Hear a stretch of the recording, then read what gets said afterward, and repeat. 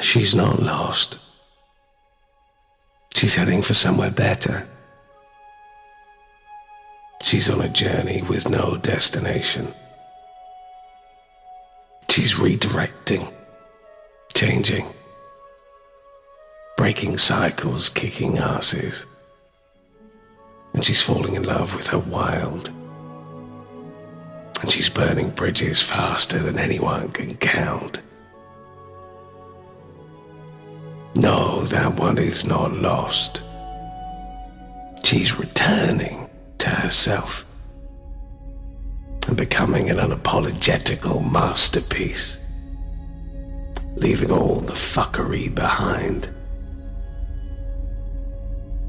And it's fucking beautiful.